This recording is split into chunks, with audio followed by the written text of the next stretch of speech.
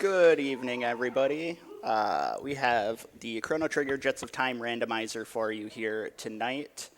It is an open world randomizer. Time will start when I hit A on wait here, and I'm good to go whenever. All right, 5, 4, 3, 2, 1, go. All right, so the reason I didn't have a name incentive is we start with random characters, 2 random characters, and then I don't know what characters I might or might not get throughout the seed. They are located at various points around the world. The way this randomizer works is we get access to the epoch right away, and we only have access to 680 and 1080. And we will have to find key items to unlock the other time periods, as well as find ways to get to the end of the game. Both my incentives got met, so this will be boss randomization plus Chrono Sanity. Chrono Sanity, much like Key Sanity in A Link to the Past, will shuffle the key items into random chests around the world instead of only being at the end of dungeons. And Boss Rando will shuffle most bosses around in the pool. To start out the seed, I'm just going to go around to some easy access chests and shops. Get some consumables right away, maybe a better weapon for my characters. Actually, I want the power tab here. There are a bunch of regular chests just available right away for Chrono Sanity. If we were in standard flags, we'd be approaching where the first key item would be in the snail stop here. This could still be a key item, so we're still going to check it. It's not out of the way. It's just a helm for Luca, so we will just move away. So the start here is just, we're going to be trying to get some equipment, maybe some levels early, and then hopefully in some of these random chests we'll just find some key items as well. Alright, most of our shopping's done, we just haven't found ethers, which is fine. This is where another key item would be normally, where the carpenter tools are. So the main things we were looking for first are either the gate key to access prehistory or the pendant to access the future. And we're going to pick up a bunch of stat tabs that are scattered around here. They will be very valuable, especially the speed tabs. Speed is a very broken stat in this game. The more turns you take, the more damage you can do. Still haven't found any key items yet.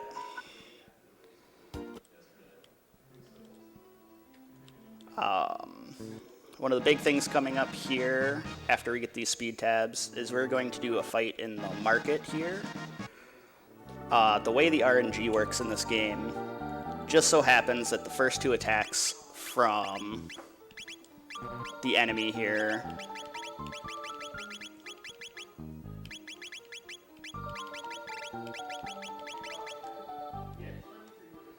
will miss the first person in our party member, or in our party, and the first 2 attacks of our second party member will automatically crit.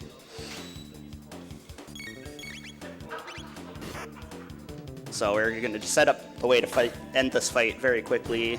It will get each of our characters 5 levels, and they'll both learn their first special technique. Very quick way to get some early levels, early abilities. So Janus, I'm going to ask a really dumb question here.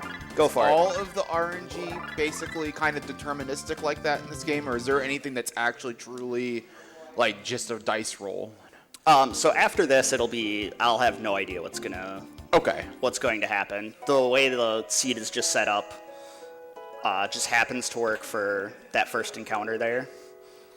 Any other encounter, the RNG would not work the same as well. Okay. We wouldn't be guaranteed crits or anything, or dodges. It's actually really convenient that it works that way. And for this particular randomizer, do they like fix that RNG for like everybody who's playing the same seed, or is it just still completely random for all the players of a single seed? So theoretically, if you did everything exactly the same on the same frames, it would be the same. We just got our first key item there. The bent sword is 1/2 of the Masamune. If we find the other half, we will actually have one of our go modes through Magus' castle. I can start going over those. There are 2 ways to beat the game in the randomizer are to either beat Lavos at the end of the Ocean Palace or beat Queen Zeal at the end of the Black Omen. To access the Ocean Palace, we have to get to the Dark Ages either through Magus' castle, which requires Frog, who we have in our party, and the 2 pieces of the Masamune, which we just got one of them.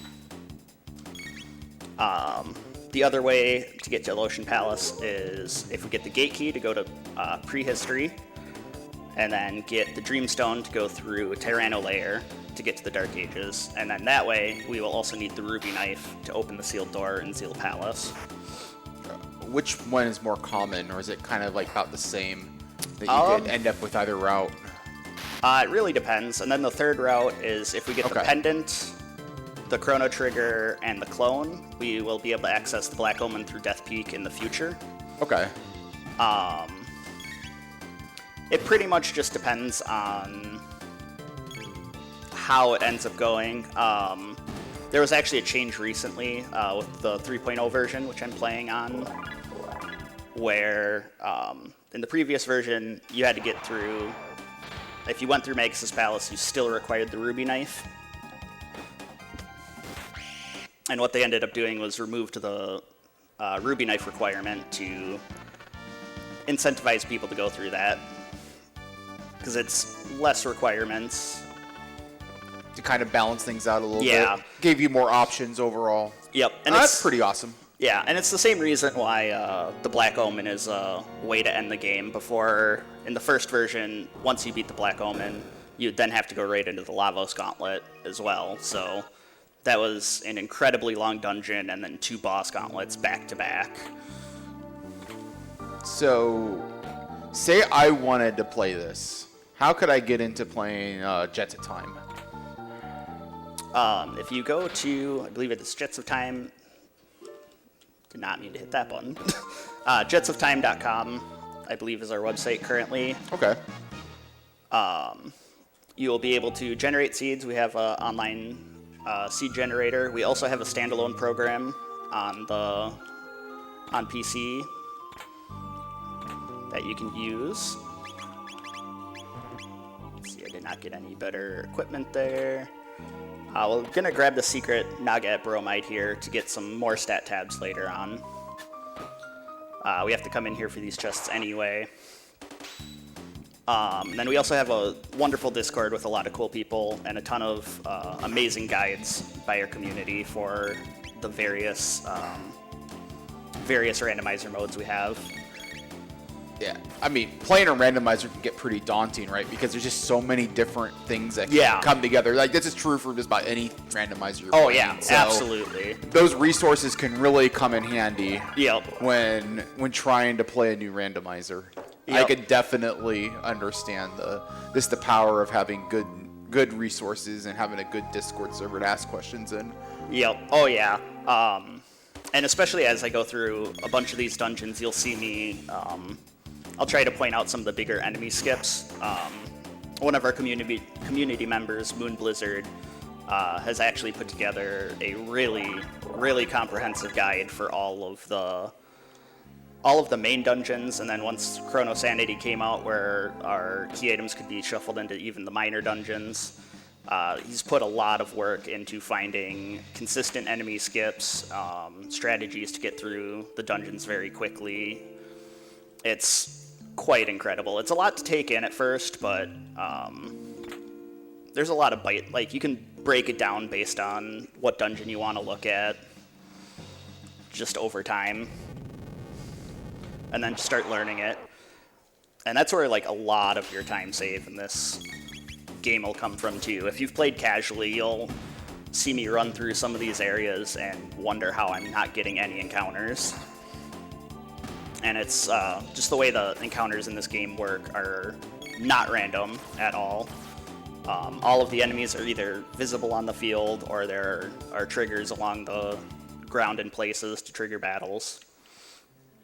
And you have setups to try to avoid as many encounters as possible. Yep, yeah, so like right in this room, I can just see all the enemies. I don't have to worry about anything here. I can, literally as long as I don't touch the enemy sprites, it'll be fine. I won't get into any fights. Are there any times where you want to actually fight something? Or generally you're always wanting to skip enemies? Most of the time, early game, you'll want to skip. There are some times you'll want to take fights if you want to learn some techs or get some levels. Most likely we'll have to do an enemy or a grind later in the game. You might have noticed I just ran through that gargoyle enemy there. Turns out in those side rooms, only the bats trigger the battles for whatever reason. Interesting. Don't know. Okay, question mark. Because video games are. Yeah, pretty much. Thankfully, Frog learned an area of attack magic here, so that speeds up this battle immensely. The henches are pretty resilient to physical attacks, but weak to magic. And especially with all the AoE magic is powerful enough for this early dungeon to kill everything in one hit. Alright, we just got a second key item there, Robo's Ribbon. It is not a progression item, but it will give Robo a 25% power boost, as well as Auto Barrier, which will reduce the magic damage he takes by 1/3. As I mentioned, we have boss randomization on here. So as I'm approaching the first boss here, normally you'd fight Yakra, who, pretty simple boss, first boss in the game. Not every boss can be in every location, because unfortunately the way the game engine works, it will just crash with certain bosses. So there's been a lot of beta testing before this went into a release with 3.0. Can you like run into a scenario where you make your way to a boss and it's just too powerful for you at the moment and you have to just bail and go back to it later? Or you generally are going to always be able to kill that boss if you can make it there? There are some kind of puzzle bosses, depending, like Nizbel 2 here actually does not really take damage from physical attacks unless you use a lightning attack on it first. I don't have access to lightning attacks here, but thankfully Nizbel 2 also does not have very much magic defense, so even other elements will do damage. It just won't be that much. Okay. So in this case, you'll still be able to beat the boss. It'll just be a little slower because you don't have access to your lightning magic, but... Yep, so yeah, Magus is going to sit here and do nothing because he hasn't learned his first tech. One of the ways to balance Magus, because he starts with very, very good equipment, because all the characters start with the equipment that they would have in the vanilla game when you would recruit them. And since you don't get Magus until very late in the game, he has some really powerful stuff on him. So to kind of balance that out, he doesn't get his first tech until you've gained 50 tech points, whereas every other character learns their first tech after 5. Okay. But then once he learns it... Yeah, once he learns it, some of the next ones will come a lot quicker here. So, and then the way the boss randomization works is the enemies generally have the stats of the spot they're taking. So Nizbel 2, instead of having, I think it's 3,000 to 4,000 or so HP here, is only going to have 900 to 1,200. I see. So you're not gonna you're not gonna run in a scenario where, or it's gonna be harder to run in a scenario where you just don't have the party leveled up to the point where the fight's feasible to execute. Yeah, Alright. most of the time I will not have to go through a lot of grinding Okay. in order to get through any of these fights. That's good. Yeah, it is definitely possible, less so with Chrono Sanity because I have more of a chance of getting key items outside of the ends of dungeons. If you're playing with just boss randomization, there's a higher chance of you being walled by a tough boss, of course, because your key items will pretty much all be after bosses. So we don't actually get a key item directly from beating the cathedral here. Like, there isn't a key item spot in the regular randomizer. What it does do, though, is it lets you grab another character.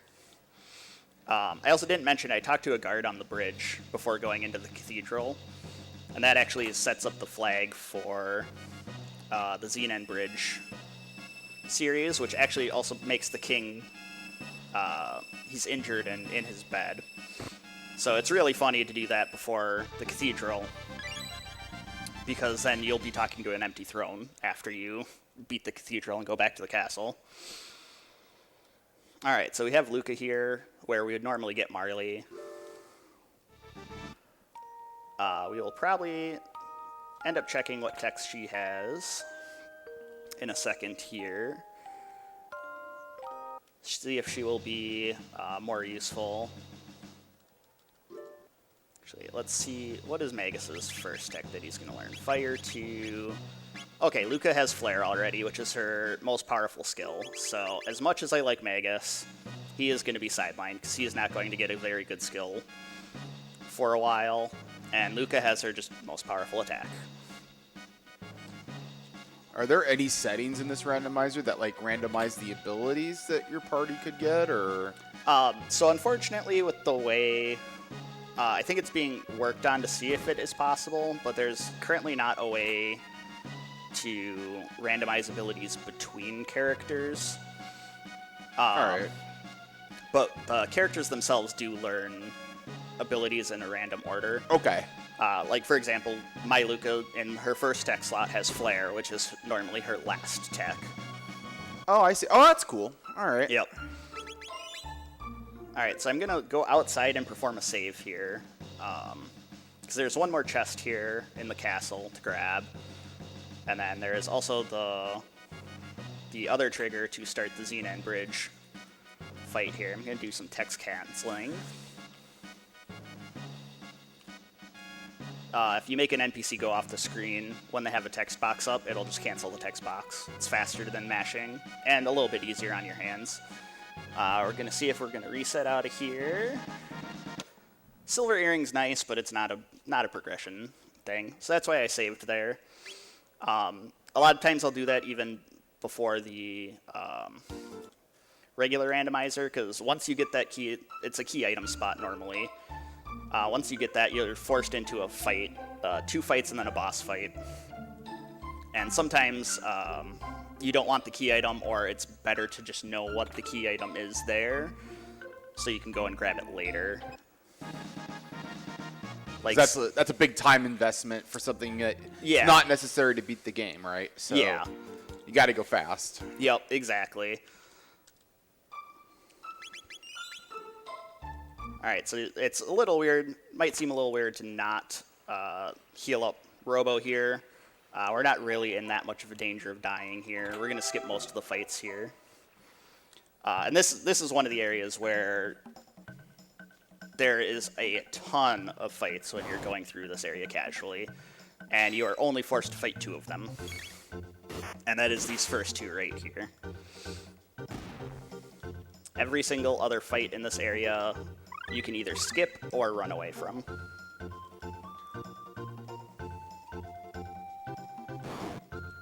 And it is, like, this is one of those things that it's very, very satisfying to learn how to do.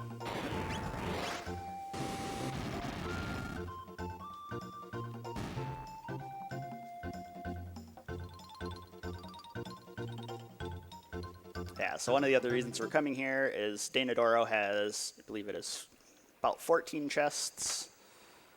So there's a lot of opportunities for key items here. we still haven't found a progression item to another era. So we're kind of limited in what dungeons we can go through.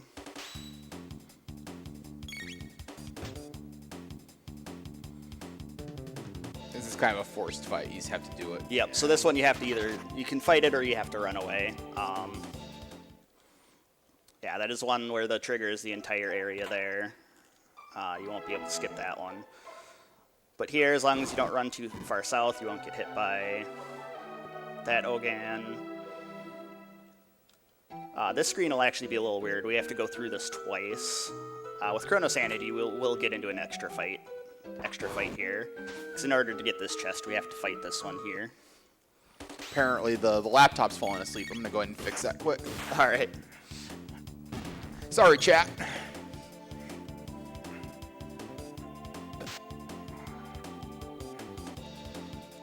Yeah, it's like if you don't do the skips on this screen especially, you'll get into a couple different strings of fights. Obviously takes a lot of time. So what we're going to do is we're going to go up to this chest here, and then we're actually going to go and leave the screen completely. And then reset the screen here, and then do the actual strat that you do in the normal randomizer, and that is you just erase this bird so you don't get into the like 3 fights over here. So we've gotten some decent equipment, some good armor. Still nothing to get us to more areas of the game. If we have a little bit of downtime, first we can maybe. What's a good time maybe to ask for like donations if we got them? Or That was actually a pretty good time all right. here. Take us you away. Want to go for it? Yeah, absolutely. We don't have any donations in at the moment, so I would love to remind people just how they can donate and what they can donate towards. So if you are interested in donating towards the OI Foundation, go ahead and go to donate.midwestspeedfest.com or type !donate in the chat and follow the link.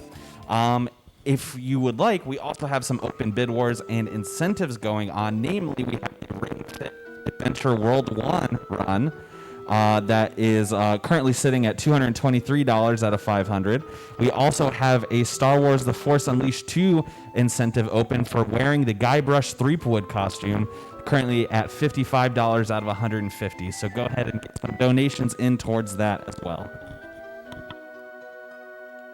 Yeah, you definitely don't want to miss that Ring Fit adventure. I saw a little bit of that practice while I was practicing earlier for this run, and it is going to be fantastic. There was one screen there that I ran up and then left, and it looks like there's, it's just a big empty screen there. If you don't run up first, you actually get into a first string of 4 fights, all right in a row, and that takes up a lot of time. And then this is the reason we didn't heal earlier, because we don't have to until here. We are going to start using some of our tabs here, because unfortunately Robo and I'm going to save my power tabs actually. See who ends up more in my final party. Because unfortunately Luca and Robo both start with 8 speed, which is pretty low. Frog starts with at least a decent 11. And actually right here we're going to do skip upwards of 3 fights here. Normally this bird throwing rocks will either wake up these guys down here or knock you off the ladder. If you do that room in just the right way, I actually need to make sure to equip here. So we have gotten a bunch of equipment now. So we have much better things for our characters to wear.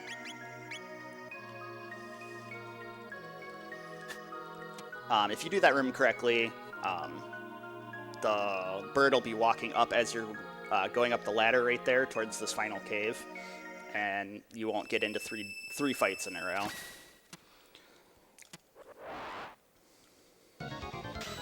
Alright, so the separated Masa and Mune here, this is not randomized.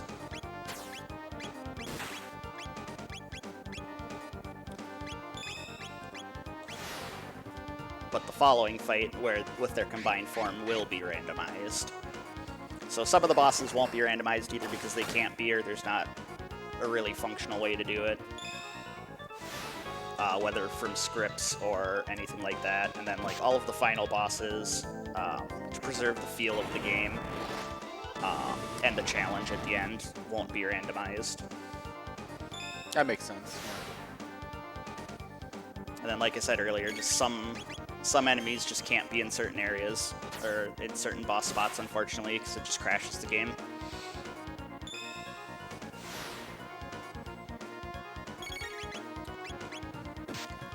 Yeah, so here we only have to actually kill one of Masa or Mune. They both have 1,000 HP. We don't want to use AoEs because, as you can see, they're counterattacking. If you use an AoE, both of them will counterattack. If I had Hypno Wave on Luca, I'd actually be able to stop the counterattacks. If you put a status effect on one of them, it stops the counterattacks of either of them. Alright. Alright, well that battle went pretty smoothly. We'll see what boss is here.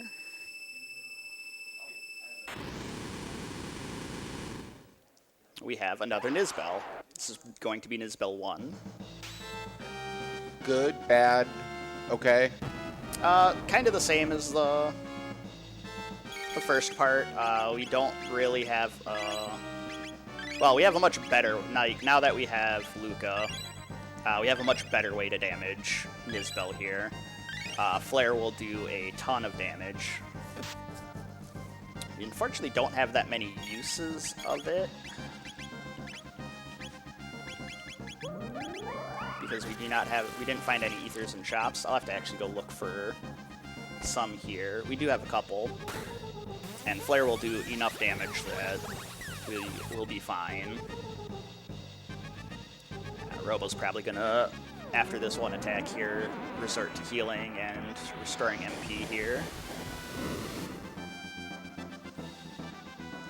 Hey, by the way, chat, I am reading the chat, so if you guys have any questions for the runner, I can, about this run, I can forward them on to Janus here.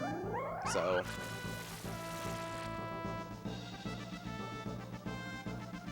Yep, yeah, absolutely. Ask questions if you need to. Definitely here to help. Would love to introduce more people to more parts of the randomizer. I might have to, when I get home, I might have to check this out, maybe play a seed.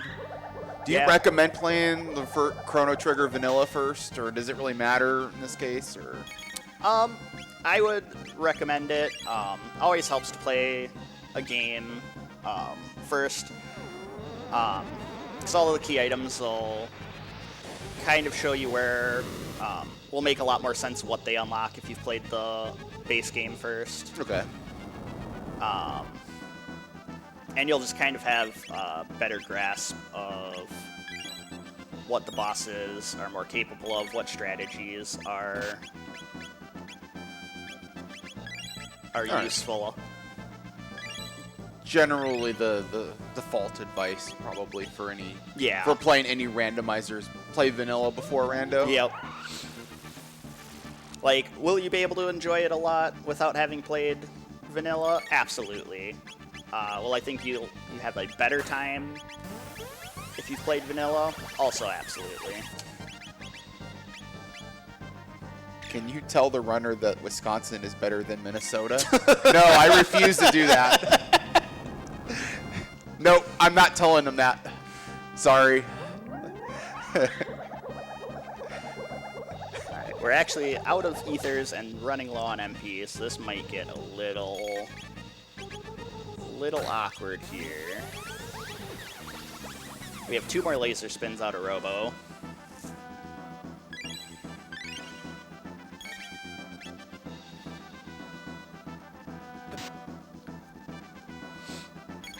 I mean, we have plenty of healing items. It might just get very slow here.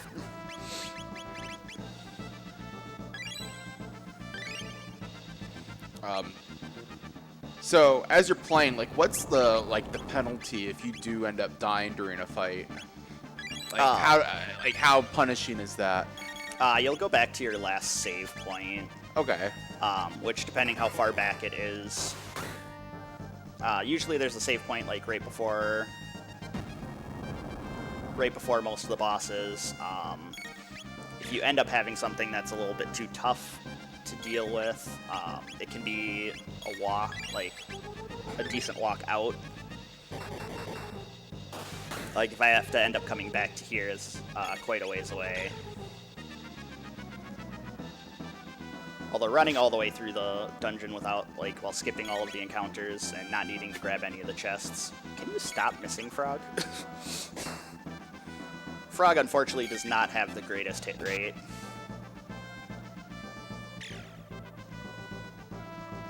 Yeah, as you can see, we are doing very little damage. A couple of rounds of attacks don't beat Nizbel here. We're gonna go out and get some more ethers, go to a different dungeon.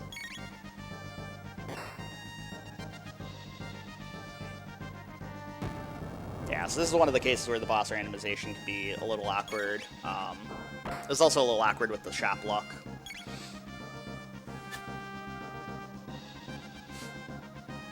There goes Frog, missing again. And now he's down. Yeah.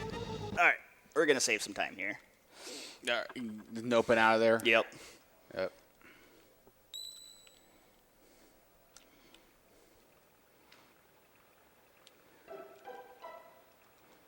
Oh yeah, so I actually skipped this encounter on the way in. Alright, we are going to... Oh, I can't run from this encounter. All right. Chat's asking what happened there. Like, why did you choose to reset? All of my attacks are going to be doing single-digit damage without access to lightning to reduce the physical defense of Nizbel there, and unfortunately I ran out of MP restoratives. I didn't get that many really powerful attacks in. That boss spot has about 3,000 HP. That's another can't run. So the math just wasn't in your favor there. Yeah. You're just gonna have to like just come back later. Yeah. So all that's left here is the key item for beating, or it would be a key item spot in not Chrono Sanity there. So the chances of that being our one thing of progression is not super high. Okay. So you may never have to go back there again. Yep. Oh, that's not too bad. Sounds like Chrono Sanity might be better than... It might be less brutal in that regard, at least. It can be. So it's, I mean, kind of like its namesake in Link to the Past Randomizer. It can make things more convenient, or it can make things a lot more running around. It all depends. Trading one thing for another. Yeah. Yeah, that makes sense.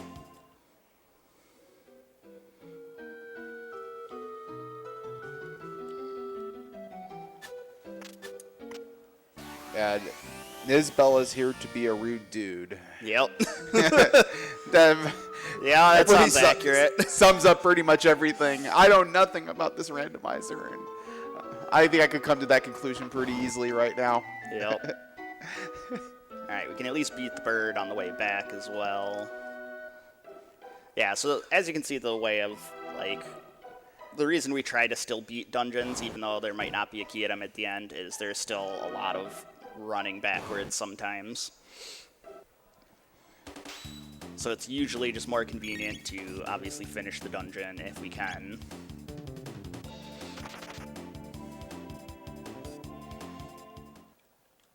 But yeah, so the other main area that we can go through, that we have access to,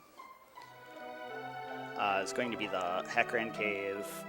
We also have a couple chests over in Frog's Burrow. So we're going to grab these first here. So we have 3 chests here.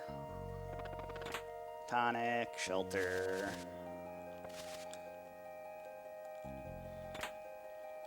And a mid-tonic. We can't get that chest to the left there. That is actually locked behind the hero medal.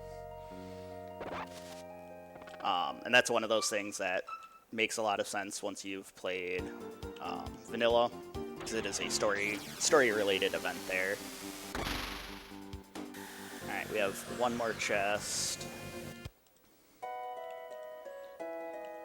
in here upstairs.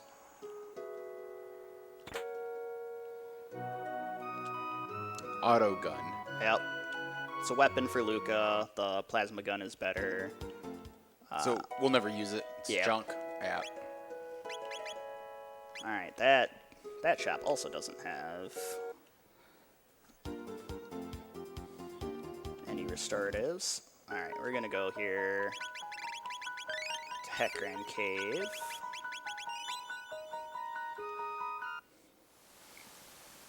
Can you see if Janus would use Magus and try to show anti-life, even if it was just for the lulz? I'll have to see kind of what techs are coming up on probably Robo and Frog here.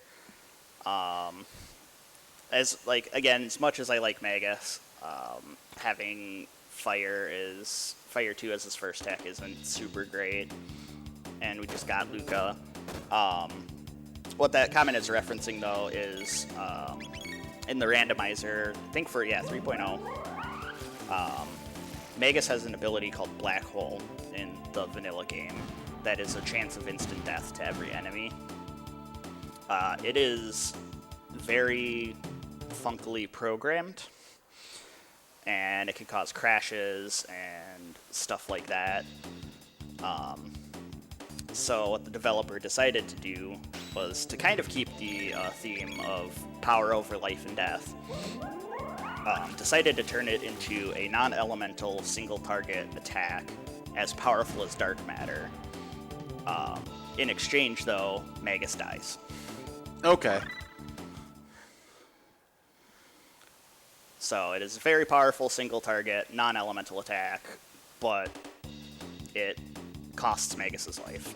And it doesn't crash the game. Correct. It does fix all of that. If you can't beat him, just change it. Yeah.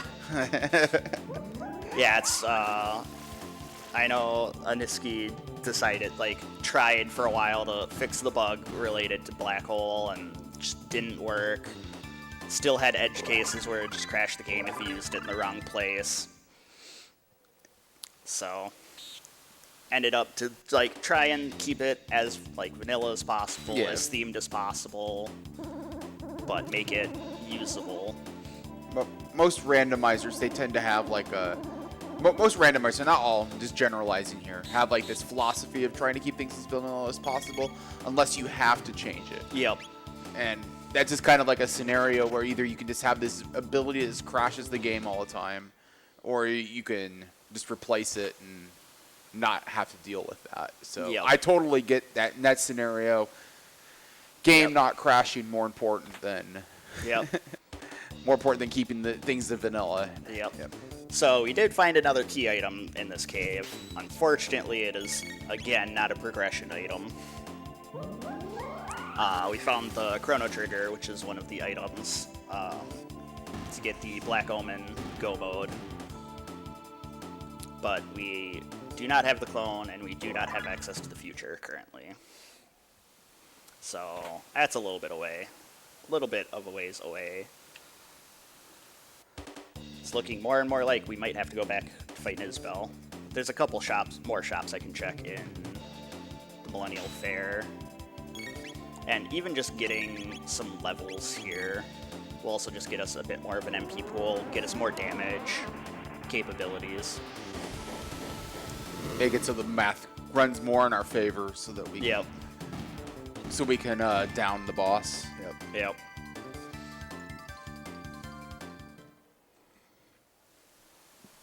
Alright, so there's actually a skip here. If you line up here and then just run down, you won't trigger the fight with the bats there. This room you can actually just run all the way up the right side of the room and not trigger this fight.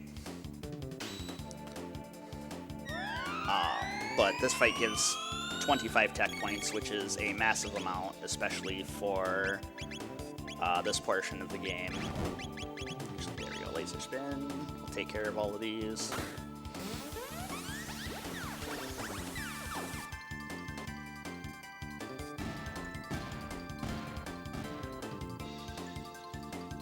Alright, then we'll have the boss of this area, which normally the boss of this area is another one that has incredible physical defense and can pretty much only be hurt by magic, because this cave in general is designed to teach you about magic and how to use it.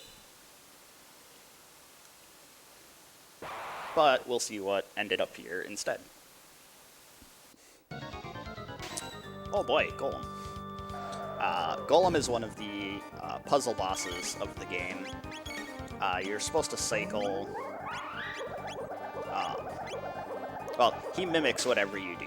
So you'll see it pop up here, copies water skills. So he'll copy whatever element you do, and then do it right back. If you go into the fight blind, he will pretty much destroy you.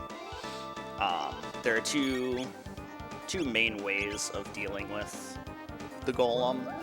You can either alternate him between fire and water, or fire and physical, or water and physical, because the first thing he does out of both of those is a single target attack instead of an AoE. The other method is to just equip Absorption Mail of a certain element on everybody, and then just use the ability last, so he copies that, and then he'll just heal your party. And then he copies his master when he dies. So he is the ultimate copycat. Okay, so that's Silver Stud, and the ability that we just learned on Robo. In both cases, if we need to go and kill Nizbel, we'll make it very, very easy. Excellent. So the Silver Stud reduces MP costs by half, and then the Shock skill that Robo just got is a Lightning Elemental skill. So at worst, we will still be able to do physical damage if we need to. Alright, so then we'll get a thing here. There's a gate key. Alright. So that is one of the key items that gets us to a new era. We will chase that in a second. We're going to still do shopping here, because I still want more MP restoratives. None in that shop. I'm guessing the None in that shop. shops are randomized? Yeah, all of the shop things are randomized. We're going to pick up a couple shelters and revives. The Melchior shop there at the fair is only partially randomized. He will always have shelters, always have revives, just so you are guaranteed to have those, no matter what. And then he will also have a about a mid to low high tier weapon for every character for sale. So if all else fails, you have access to something. Yep. If you're willing to grind for it. Yeah. And I mean, you start with 20,000 gold. So like in the regular flags, say the item at the snail stop isn't an item that you need to buy right away, and you feel like you're going to need a power boost, you can go to the fair and buy a mid-tier weapon because you didn't spend 10,000 gold on a key item. All right. Okay. So the other thing that the gate key does is it allows us access to the end of time here. So now we can unlock magic for all of our characters as long as we bring them here. So we only have Luca and Frog right now, so we're going to unlock magic for those two. And then if we get Marley and Chrono and decide to use them, we'll probably bring them here to unlock magic. There is an optional flag in the randomizer to have all your characters start with the magic unlocked. You still have to spend or earn tech points to unlock them, but you won't have to come and visit Specchio. Is that commonly played, or is that... It's not super commonly played, at least in the racing scene. It's great for casual play. Obviously, you don't have to worry about trying to come here, like rush here, or anything like that, make sure not to mash there. Otherwise, we get an optional battle that we don't want. But your typical race flags, you won't use that. Correct. Generally. Yeah. All right. It's not an awful one to use when you're playing just boss randomization or racing boss randomization. For the same reason that, say, we got walled by an Isbell a little bit. There might be a case where you don't have a character that can unlock more than 3 techs. You don't get any magic techs, and you're walled by a boss that you have to use magic on. Actually, we fully healed. So, Forest Maze has a hero medal. Actually, we have a question here. Will you have a full party by the end of the run? That one very much depends. Okay. So we start with 2 characters. You do the first fight in the cathedral to unlock another one. And then beating the Dactyl Nest in prehistory will get you one. And then Proto Dome in the future has a character. And then if you reforge the Masamune and go to Frog's Burrow, that is where the last character will be. So depending on what items we get and what items we need, we might not even go to some of those locations. So it very much depends. The other big thing is there are a couple characters that gate quests, and I have 2 of them already. I have Robo and Frog. You are required to have Frog in order to open the path to Magus's castle, and then you are required to have Robo in order to do the desert side quest.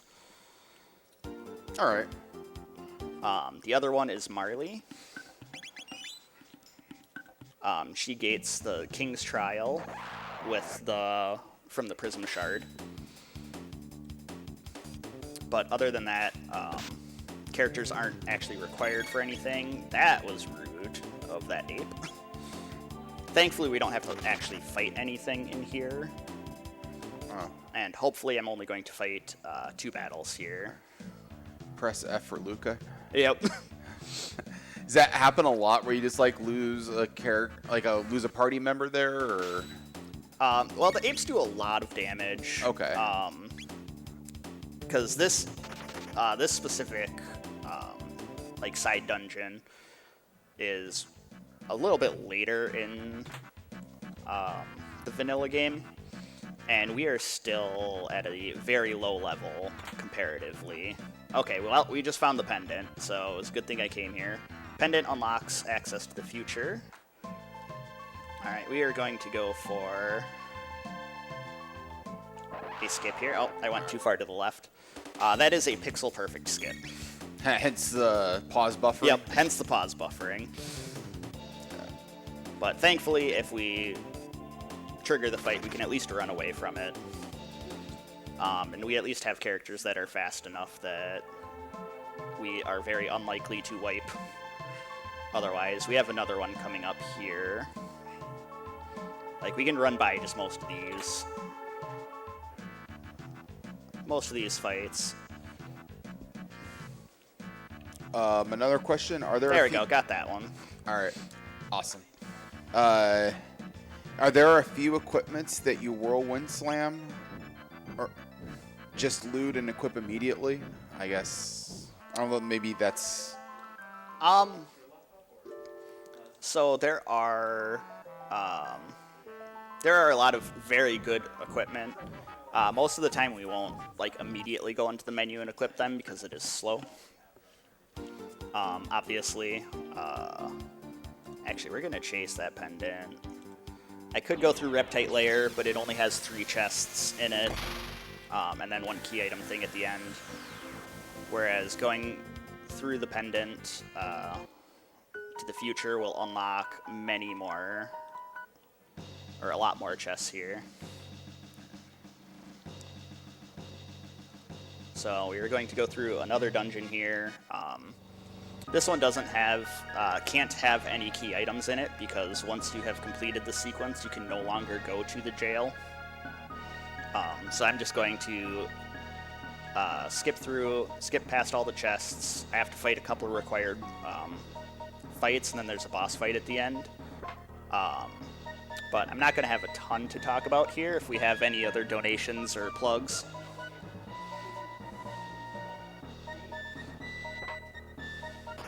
Got something for us? We got some downtime here. Absolutely. We got a few $5 anonymous donations here. One of them does not have a comment, but thank you so much for your donation, of course. The second one here says, good luck on the Chrono Trigger run, and hello to Synac. Excuse me. And the third one says, first time I've seen this Chrono Trigger randomizer. Also, great commentary. Keep up the good work. Oh, man, I don't even know what I'm talking about here. That's the best commentary, I suppose. I mean, I'll just I'll read Twitch chat's questions into oblivion here. I mean, sometimes for a randomizer, the best thing is to have an audience proxy, someone that can just ask questions and anything like that. Randomizers can get very in-depth because Yep. there's just so many different things that can happen per seed, and you won't see every scenario that could potentially unfold, right? Yep. So sometimes it's good to be able to talk about those. Oh, yeah. Yep, so you actually saw me slip right through those shields there. There's actually a little bit of a gap there that will not trigger the fight. These guard fights are required, the first couple ones. We'll see how many I skip or can go through here. Much like the Pokemon run earlier, we have some spinners. Actually, nope, I don't need those chests. These don't have, oh, yep, got caught by that one. Guards aren't dropping anything that I am going to go out of my way to grab. They're dropping barriers. I always pay attention when I go through here what the guards drop. Barriers are a very nice item. They give a magic barrier effect to characters, which reduces incoming magic damage by 1/3. I'm guessing those drops get randomized? Yes. All right. So I've literally had prison sequences where the guard fights were dropping like full ethers or hyper ethers. I think I've had them drop elixirs before as well. So in like those super high value restorative items, I will make sure to fight every single battle instead of skipping them. Because even though it costs a little time now, the extra healing can save a lot of time later in a boss fight. Is it enemy type dependent? Like all guards will drop a specific item, or is it like per encounter? So it is per enemy. So that's why when that first required guard fight, when you're breaking out of the cell, I pay attention to what he drops. And if I miss that, the next fight is required as well. But all the other guard fights, besides that 2 that I just fought there, if they don't catch you sneaking up on them, you can knock them out and just run past them, which doesn't trigger a battle, but then you also can't get their drops. So I always pay attention to what they have. Same thing in some of the like later game dungeons where they have slightly higher chance of having good drops. I'll try and pay attention to what they have to see if I want to take any extra fights, either for more XP or more really good equipment. By the way, chat, you're asking some really great questions. Keep it up. Like, Yeah, these have been fantastic. yeah.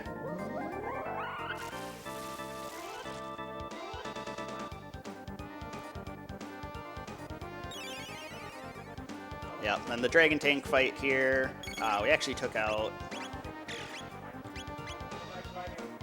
both of the body parts. You're supposed to fight, or you're supposed to kill the head first when you actually fight this in vanilla. But you also only have 2 characters at that time, and the head is immune to the 2 magic damage types that you have. So I actually still used fire on it from Luca here. But that's because it's, even though the head is immune, the body and the wheel are not. And they take a lot of damage from Flare just because it's very powerful. Ooh, we just got a Haste Helm drop and 2 Elemental Mail drops. Nice. Those are insanely good pieces of equipment. We're getting asked that, is the Dragon tank guaranteed here? Yes. Okay. So this is one of those spots that either can't be randomized or hasn't been randomized for story purposes. Okay. Yeah.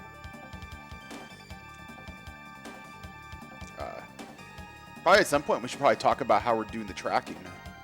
Oh yeah, so that lovely tracker that you see on your screen is the Emo Tracker by Emosaru. It is a fantastic tracker that people can have made randomizer tracking packages for many randomizers.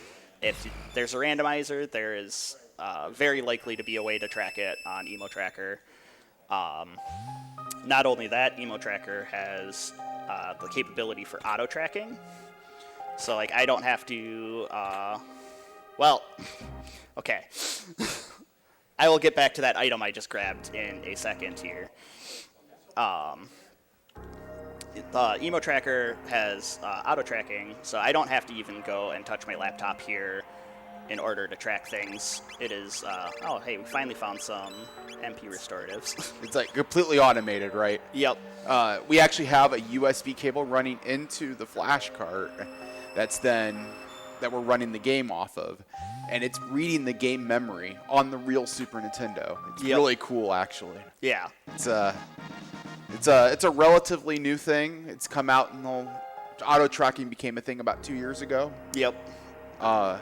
It first started with Link to the Past, but it's pretty much a lot of games now have auto tracking capabilities. It's really awesome, and it's really cool to see. Yep. All right. So I guess now what's that item that you got that? Yeah, so I got the other piece of the Masamune. So I actually have access to a Go mode through Magus's castle here. So I am going to go and do that very shortly here. I'm just going to grab some chests and check some shops here, and also see what characters in Proto Dome to see if they will be a better fit for my party. But yeah, all we have to do is go and forge the Masamune, and then go through a relatively long dungeon and fight a boss at the end. And then we will get access to the Dark Ages and access to one of the final dungeons in the game, and then the final boss rush. But we just have some very quick chests that we can grab.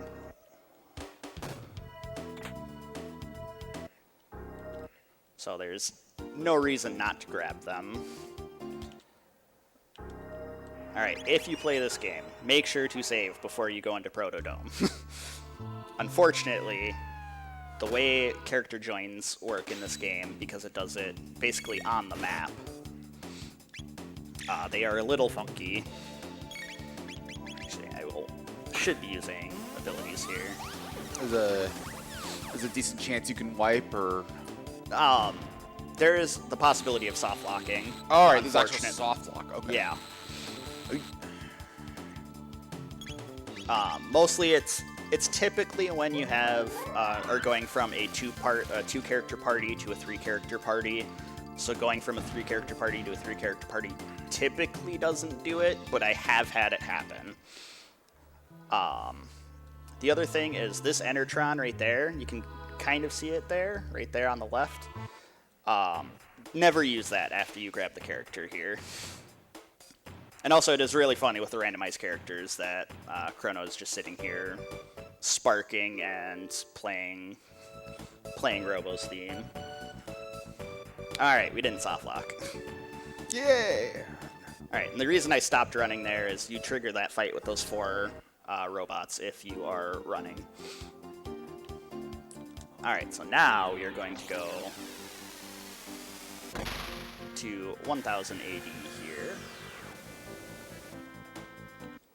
We're going to land. We're going to check what Chrono's abilities are. Confuse, Lightning 2, and Slash. So he has some of his best things. Do we have any good equipment for him? We have decent equipment for him. Let's see. Luca will probably learn Fire 2 well enough. Yeah, I think we can replace Robo here for Chrono. Actually, we're going to replace Frog. Frog does not have a good weapon yet. I know I've gotten some weapons for Robo, and Robo does have his ribbon, which is very important. Or it adds a lot of damage. Alright. So right now, are we looking like in a good spot right now with our party, or? This party is looking pretty good. Let's see, we don't have any more speed tabs to use, unfortunately.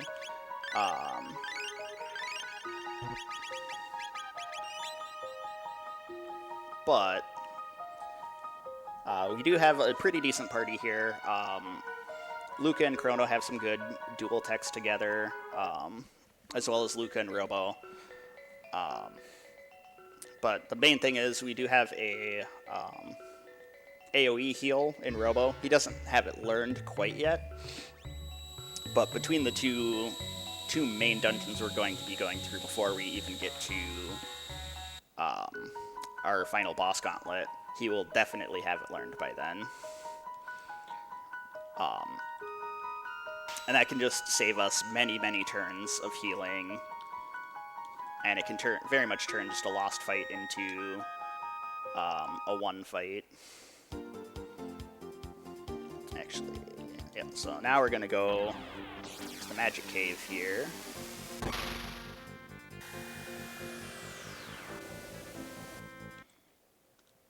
We need to put Frog in our party for a second for the cutscene. I do not want to get back in the epoch. That because we have to have Frog? Yes, or? Frog is required to open up the cave here. Otherwise, they just kind of... Yeah. It's kind of like... Oh. Yeah, 'cause this is another big story moment in the vanilla game, which I will not spoil because this game is fantastic and the story is pretty dang good. It seems like they pulled a lot of text out. Yeah. Right. Like you don't have to do a lot of text mashing. That's common for randomizers too, to pull out like all that stuff all the story. Yep. Yep. Yeah, so a lot of story is no longer in there. Don't need to mash through a ton of things, which is very good. Yeah. It's an RPG. There is a lot of text. All right, we're going to heal up, get back to the party we want, save our game here, and we're gonna go into Magus's Lair. So by beating this, we will unlock access to the Dark Ages, which gets us a couple of the best shops in the game. And then beating this will also unlock the sealed door in Zeal Palace without needing the ruby knife, which was, like I said earlier, a change with 3.0 to kind of incentivize this. There's a lot of times people would get the pieces of the Masamune, have Frog, and continue to look for other key items just because this was so long of a way through. Plus you needed another key, needing 3 key items plus a specific character was a lot. So I'm really glad they made it basically 3 things required like the other Go modes. Kind of like it was one of those scenarios. We want to put gameplay first, right? Yeah. And good design. Yeah. And that's sometimes what you have to do with a randomizer is you have to prioritize keeping things vanilla versus, having good design and balance. So... Okay, that's funny. Both those chests had the same item in it. And it might actually be a very useful item, too. The time hat prevents stop and slow from affecting us. which, since we are going to be on the Lavos Go mode here, one of the abilities that the Lavos shell uses and the Form 2 of Lavos uses is called Obstacle. In the vanilla game, we're going to set up our... While this animation is playing, we're going to set up memory cursor stuff here. Uses Obstacle. In the vanilla game, it causes the Confuse status effect, which is, you know, not so great. Not fun to have happen. In the Randomizer, it instead inflicts a random status effect. Some of the worst ones to encounter being stop and slow. Like, if you don't have any status protection and your seed rolls roll stop on Obstacle, and it uses Obstacle and all 3 of your party members are stopped, that's a wipe. Like, you will eventually recover from stop, but Lavos will probably get 2 more turns in and just completely kill you.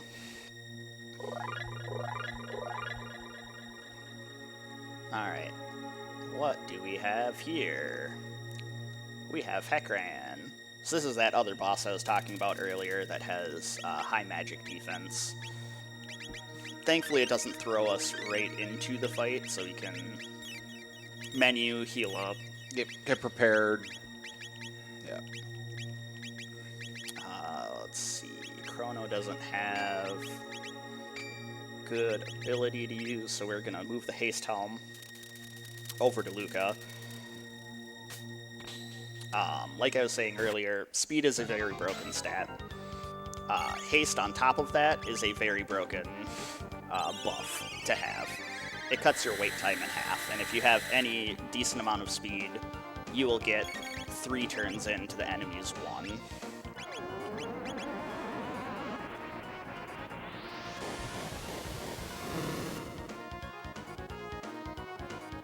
Alright, do we have any other good questions? Alright. Yeah.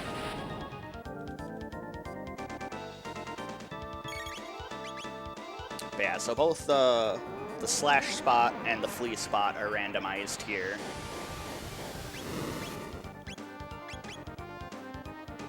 And then the Magus spot is not randomized, but it is also randomized in a sense, and you will see when we get there. It is a very, very nice touch that the randomizer community did, or the developer did for this. Oh, we got a very serious and on-point question here. What party member do you think makes the best pesto? Very on point. You know, we have to know this. Yeah. This is important. I would probably have to say Luca. Luca makes the best pesto? Yeah. All right. She has a lot of knowledge. She's made a lot of crazy things. I'm sure she's done a lot of experimenting to find the best pesto recipe. Alright, so we do the slash... I do the slash one first a lot of times just because it gives us a save point here. Especially in boss randomization, because I don't know what's going to be on the other side. You can do either of the 2 sides of Magus' castle here first. As in they would craft the best pesto, or reducing them into ingredients that would enable the best pesto? Why not both? It's pretty important. It's a very important distinction, apparently. Apparently.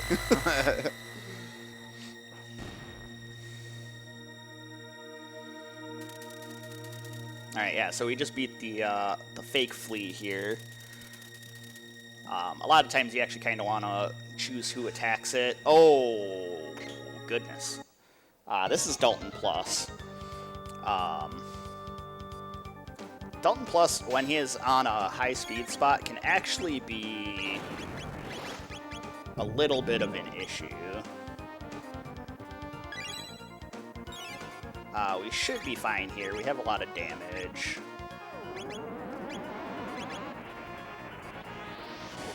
Would have been nice if we got our AoE heal out of Robo first, but...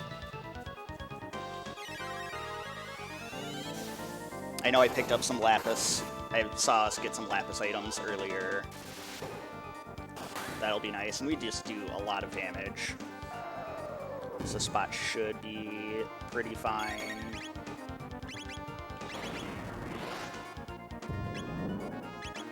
Alright, and he's using his not very threatening attack right now. He does have one flame attack that does about 400 to 500 damage, which is more than our max HP here. But thankfully he's using the one that does, you know, about 50 damage, which is a lot more manageable. There, the RNG's on your side right now? Yeah. Good, good, good.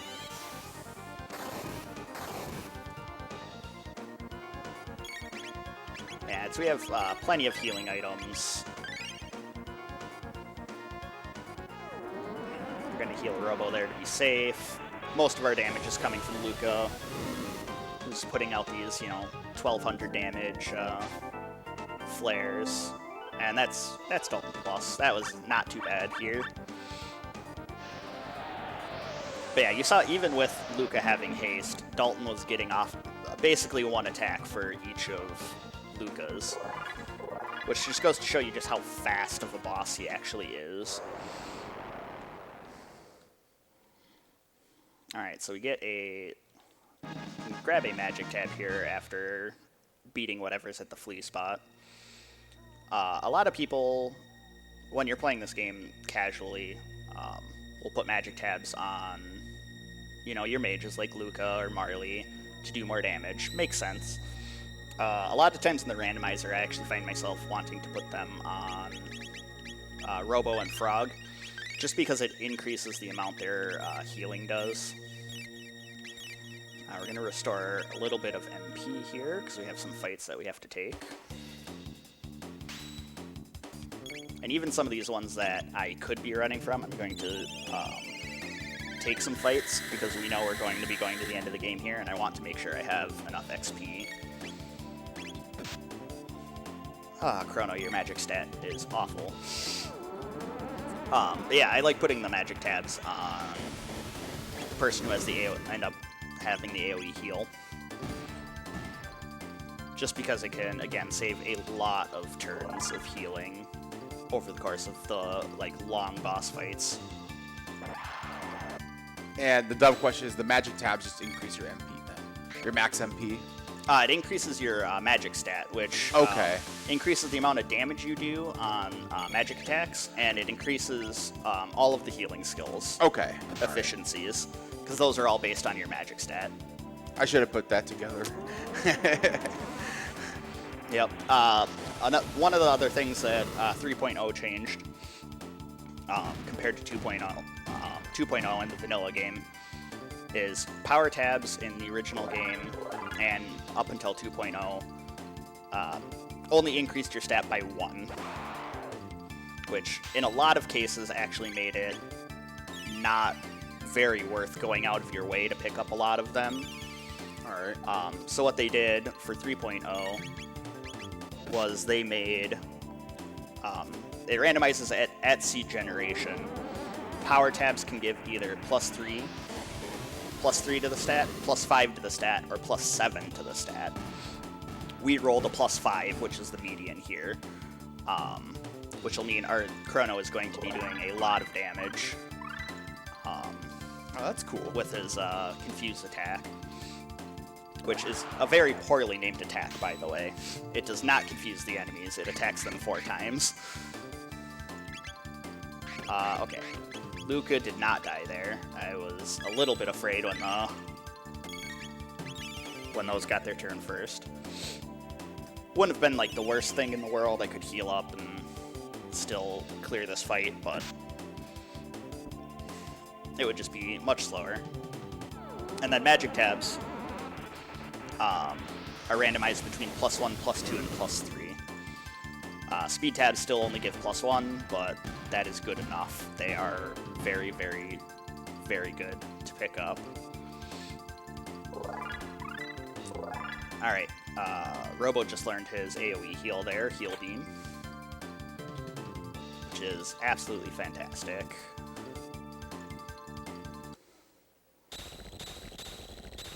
Alright, we're going to keep going through all of these traps.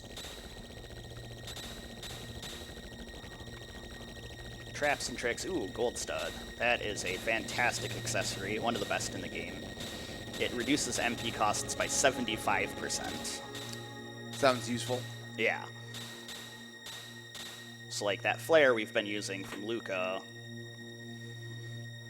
which normally costs 20 MP, which is an absolutely massive cost, will now only cost 5, which is an incredibly low price for a lot of damage. This room is very easy to skip the encounters. The rollies are the only thing that trigger the fight. I'm actually moving past a bunch of... Oh, I went a little too far left there. There's trap holes in the floor there, in that room. If you go through the room in the correct order, or in the correct pathing, you can skip all of them. If you fall down, it's not the worst thing. You get a little bit of extra experience here, and there's actually 4 treasure chests down here.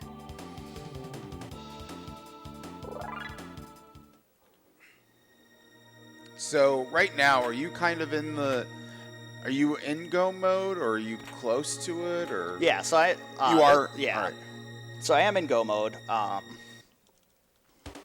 So this is one of the dungeons to get us into one of the into the time period that has one of the final dungeons. Okay. Yeah, this is a fun room. There's fake save points, fake save point monsters. Oh, I went a little too far right there.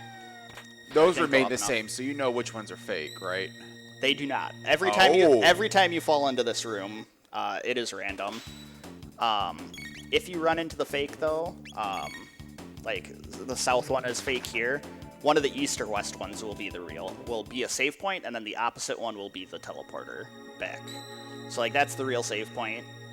So then I know this one will teleport me back up. Okay. So if you find the save point, you'll find the teleporter. If you find one of the enemies, you have a 50-50 shot of getting the teleporter. Alright, this room is actually a little trickier to get all of the skips.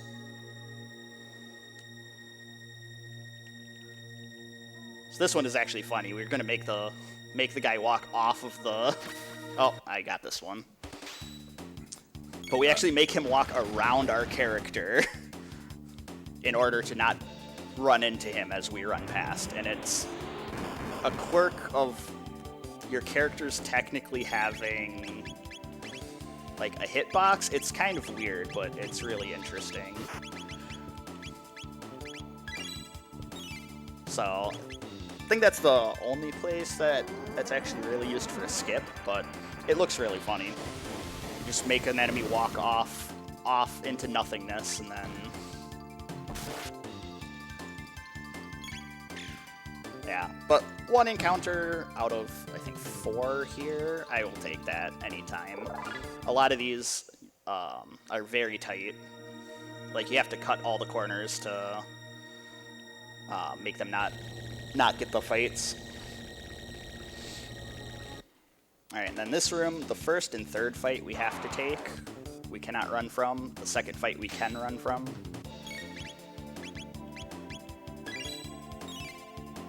I should have actually healed Luke's MP a little bit more. I'll do that between these fights.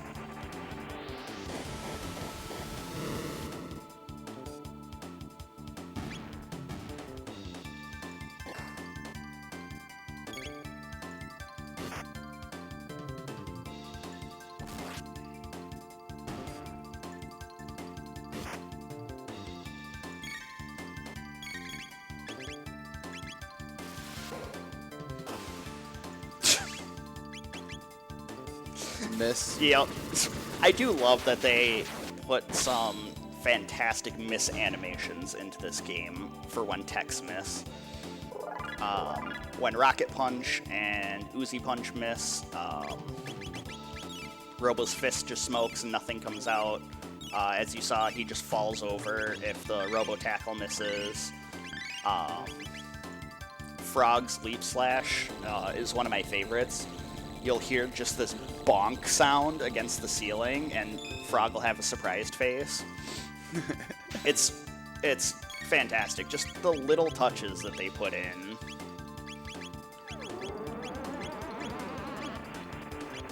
Kind of just make a game like this just That much better. that much better. Like this is a classic. This doesn't really. It really doesn't show. It shows its age only a little bit, right? Yeah. Like it's just those small details that just make this game so great, right? So. Yep. Yeah, so one thing you'll notice is Chrono only has 3 techs, and he hasn't learned anything new. That's because I did not go back to the end of time with Chrono in my party. Confuse is pretty much Chrono's best skill. There are cases where you would want Luminaire, which is his best magic attack, but a lot of times you're mostly relying on him for physical damage.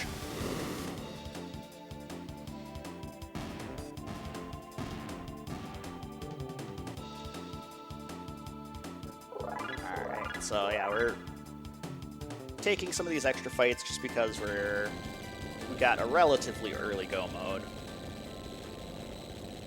So we're slightly under-leveled. You get some XP flowing Yeah. to keep Like- make sure that you've got got what you need in order to Yep. actually beat the game. Okay, this room is my favorite. These are, like, all these statues I just passed are all fights. You just like, nope, not today. Yep. And then if you go into the door a certain way, you just skip the fight there, too. It's absolutely fantastic.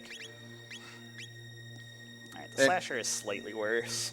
Yeah. And I'm guessing you guys have resources on, like, if you go, you can find docs on, like, how all those skips work. And Yep, yeah, like I was mentioning earlier, Moon Blizzard has, he has a couple different videos, because he first made one for, like, the standard race flags for all, like, the standard dungeons, all of the skips there. It is a 3-hour video, so it is very comprehensive. oh, So, but it's broken up by dungeon, Yeah. using YouTube system for, like, chapters. So it's very easy to just, like, go to what dungeon you want to learn. He runs, like, he makes a save state at the beginning, he runs through all of the skips and stuff, like, shows you how to do them, and then shows you what a complete run looks like through the dungeon, too. excellent.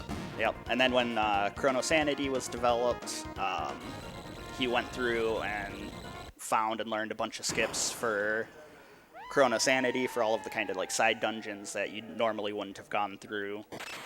Yeah, he's put in a ton of work.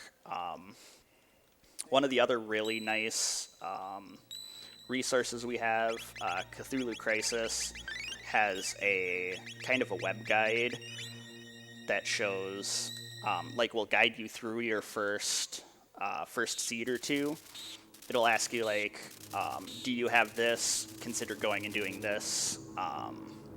All of that. It's a very super good, useful resource. That's awesome. Yeah. Alright, so I said that Magus wasn't really randomized. But you'll notice this isn't Magus now, is it? Oh. No, that's Isla. So what they did here, which is just really cool, they randomized who is at the Magus spot. So instead of it always being Magus and always being, where did that silver stud go? There it goes. Always being Magus and always wanting, like, having shadow protection for dark matter.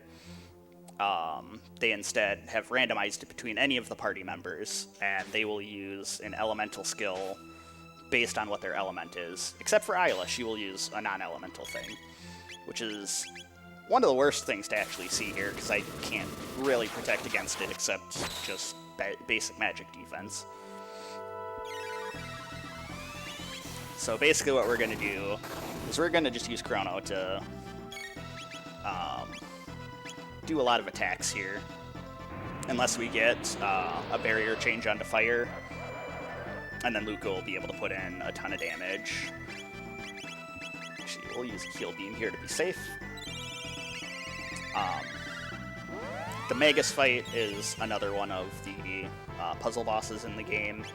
It is absolutely fantastic, like cinematic feeling fight in the vanilla game.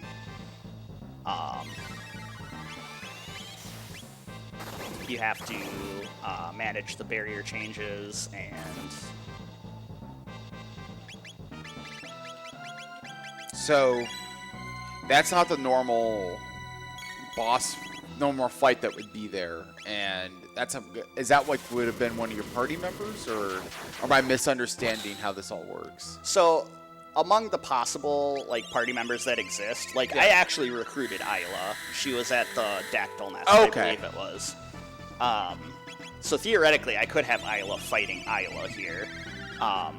Okay, so this will always be the Isla fight. No, so every seed, this is a random person that is one of the possible party members that exists in the game. Like with their own sets of abilities, or so they use the same abilities that Magus would use. Okay. Has the tier 2 elementals that he uses when they're changing to whatever barrier they're going to. The only thing is, instead of casting Dark Matter as the ultimate attack, it'll be whatever element the character is. Okay. So, Robo and Chrono will cast Luminaire. Luca, if you fight her, she will cast Flare on you. Marley and Frog will use Hexagon Mist. It's kind of a cool touch by the rando devs there. Yeah. And so the other thing is it doesn't put you right into the boss fight. It gave me a chance to menu. So one, I can heal, but two, if you happen to have the elemental absorption equipment for the fight, you can make the second phase absolutely free.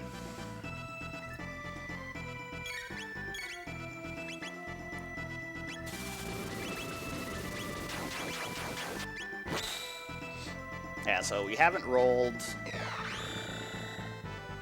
a fire weakness here, so the fight's going a little bit slow. I mean, Chrono using Confuse will be a consistent, 800-ish damage every turn, every go around, but it'd be really nice if we could get a fire weakness, because Flare on a weakness will do about 1600 or so, which is a lot better.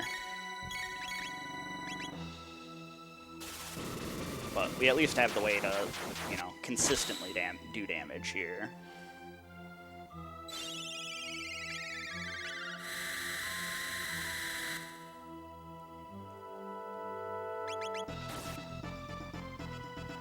And then also, this is of course one of my favorite tracks in the entire game, which is saying something. This game has fantastic music.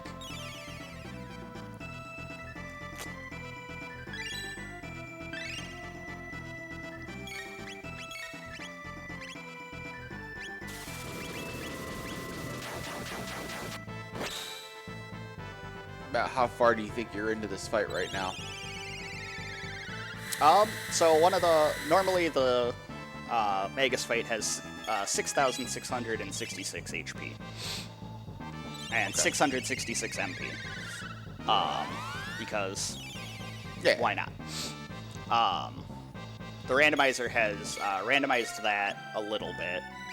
I don't know what the exact range is.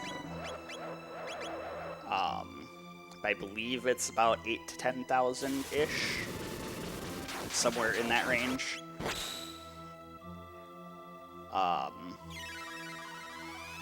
So I'm getting close to the halfway point. I'll know when I hit that for sure here too. When the barrier stops changing, I'm halfway through.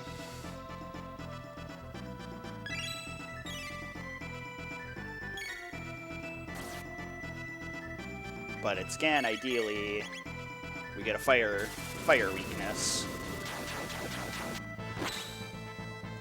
So we can do a lot of damage.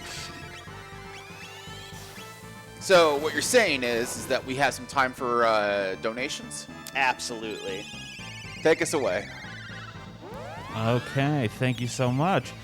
Just wanted to quickly shout out our friends at Japanese and Baguette Restream, who are restreaming not only this run, the entire marathon for the French and Japanese languages. You can find them over at twitch.tv/baguette_restream or twitch.tv/Japanese_restream. We've worked with both these groups before. We're very thankful to have their support once again. And thank you so much for bringing Midwest Speedfest to a wider global audience. We really appreciate that. All right, so my last confuse there, Isla did not do a barrier change, so I know I am in the second phase of the fight here. So now we can actually start just doing damage with everybody. So now the defenses are down. So things are going to speed up a little bit more. Yeah. The second half of this health pool we're going through isn't going to be nearly as bad. Yeah, like I'm doing 1,400 damage Yeah. every time Luca's turn comes up, and she hasn't used any MP and has haste, so this should go pretty quick. I shouldn't see the ultimate attack here at this rate, but we will see.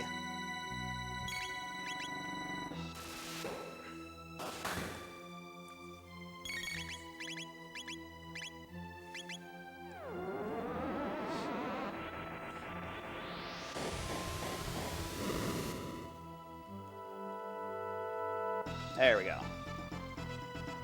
All right. And boss is down. Yep.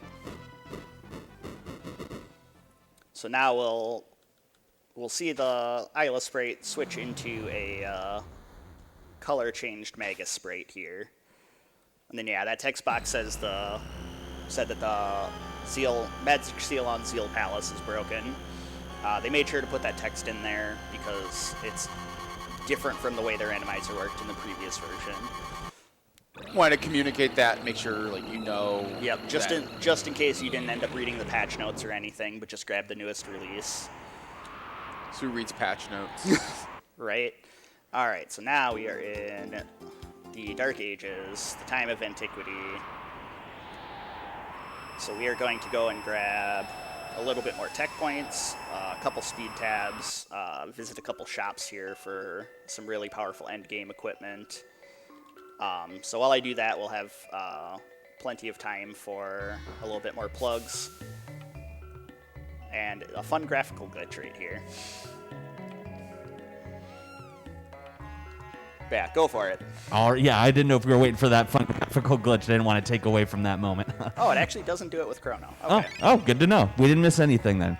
I'm disappointed now. I'm disappointed too. Yeah, you It's hyped really, it up. And It's really funny because your character doesn't move, turn direction or anything. They're just frozen in a pose, just sliding along the floor. It's great. I feel robbed, though. I know. I'm sorry. All right, go ahead. I'm sorry.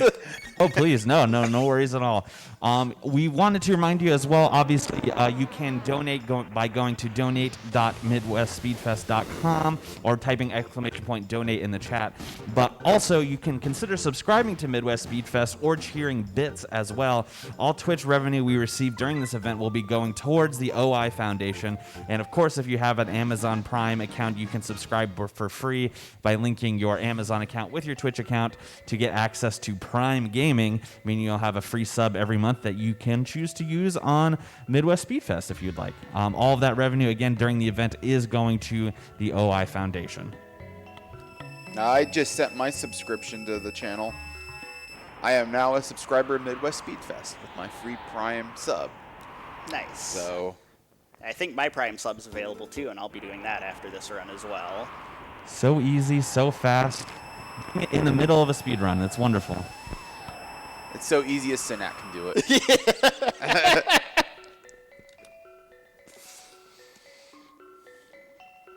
Alright, yep, so yeah, here in Kajar we can pick up another free speed tab by just going right up here. This one's actually kind of nicely hidden. If you wait in the other, like the previous room, you'll actually see a little bit of flash through the window there to let you know it's there. We're going to check the 2 new shops here, because these are guaranteed to sell an amulet here, but can also sell some fantastic other equipment. Like we have elixirs, full ethers, hyper ethers, plenty of good stuff.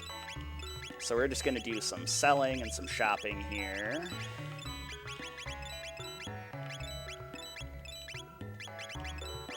You ever ran in a scenario where you've accidentally sold something that you didn't want to sell, or is there a way to buy that back, or is that just a bad mistake? You can't buy it back. Thankfully, you can't sell anything that is equipped. Okay. Which is very nice.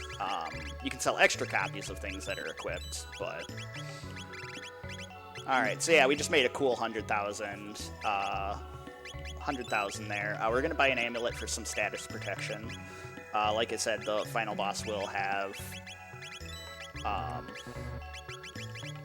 some status effects that it will like to use that are like guaranteed as part of the script. Like, we cannot avoid them at all. So instead of having, you know, the chance at the fight just, you know, dying, we're going to just pick up a little bit of safeties here.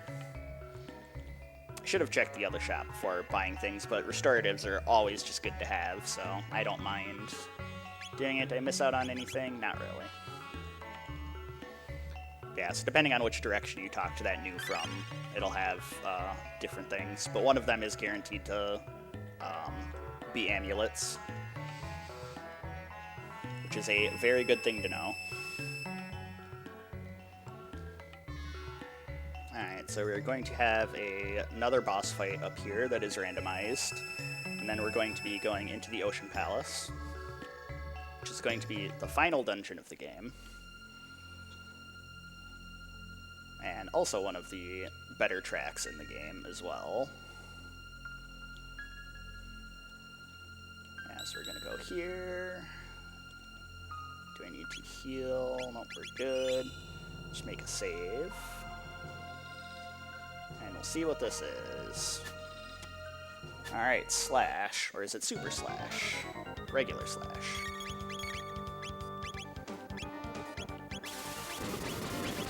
Alright. So this fight will be very straightforward. We're just going to use our most powerful attacks on him. Should go down relatively quickly. Especially since Robo just got one of his best damage skills in Uzi Punch.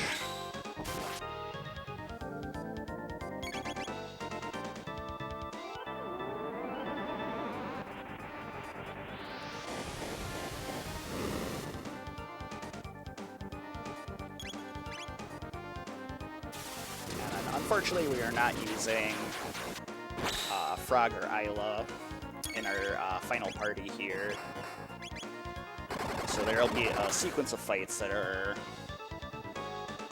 that'll be a little bit slower because of it. Oh, Luca might die here if I get to the counterattack phase here. Alright. Okay, we're good. Luca lives. And then dies. Oh, rip Luca. Get your absent chapter, Luca. Oh, she misses some experience points. That's fine. We're going to have a very, very good grind spot available to us about halfway through this dungeon. But yeah, so there's going to be a series of elevator fights that'll be a little bit slower, just because of the way the enemy's resistances work. Which is a little unfortunate, but not a ton I can do about it.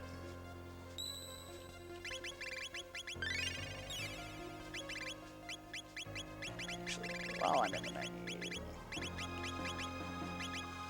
let's use these speed tabs here. Oh, our magic tabs rolled +1 this seed. That's unfortunate. As you were mentioning before, where it could be 1, 2, or 3. Yep. Yeah, we got a +1. Yeah, we got a really good power tab roll at +5, which is just fantastic. So it's not the worst thing in the world. It's just a little unfortunate.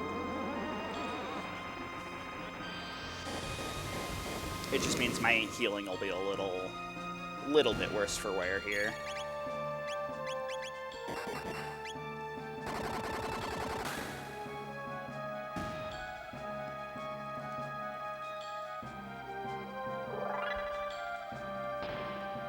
Alright, so yeah, those enemies are dropping shields, which is decent. That gives protection from physical attacks by 1/3, similar to how barriers protect against magic damage. Depending on how the final phase of Lavos goes, that could be very useful to have.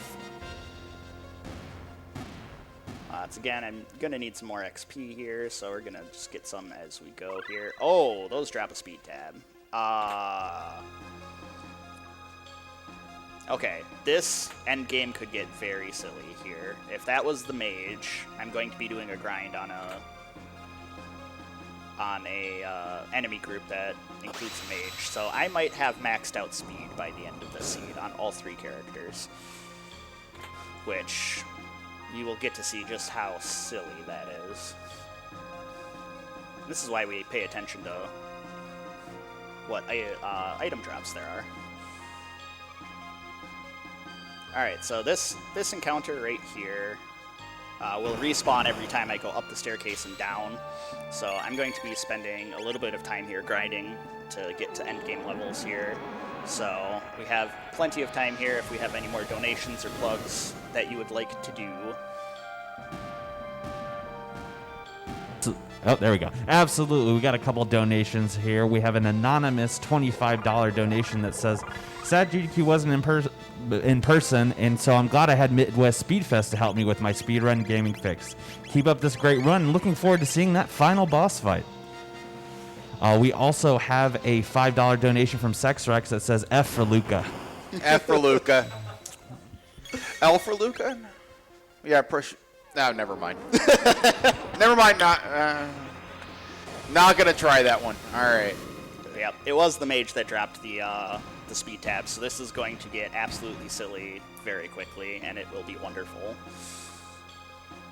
But yeah, so this fight here is worth 2,600 points, which is almost a level for the party every couple fights. I'm probably going to grind a little bit more than I would normally just because they're dropping speed tabs, and I'm going to just max out my speed because it is also just safer to be able to have a lot of actions. I don't think I've ever seen that good of a drop from this farm fight. It's about how many cycles do we got here to look at until we're ready? If I was just going for levels here, it'd be about 6 to 10 fights. And that'll actually probably be about good on the speed tabs too. Even if I don't completely max out my speed, I'll have a very ridiculous amount of speed going into the last fight here. All right. Well, we have one more boss fight and then the final boss gauntlet. So ultimately, what we're saying is that we got plenty of time to even plug more stuff. Oh yes. Get your donations in. If you want something read right now, This donate. is the time. This is the time. Like get your donations in. They will read it as long as it's a stream appropriate, I guess. So. Yep. That sounds like a call to action if I've ever heard one. So let's get some donations in. We're sitting at $6,250 right now, which is obviously very impressive, but I know we can push that even further. So continue to get those donations in as well. Also wanted to shout out exactly why we're here, which is obviously to raise money for the OI Foundation, but we are here in person at 2DCon. So Midwest Speedfest 2021 is taking part at 2DCon, which is Minnesota's largest gaming and esports event. Since 2015, they've generously given us space and resources at their annual convention in Minneapolis every August to host our marathons and help raise money for charity. To learn more about them, you can check out 2dcon.net, and I highly suggest you do.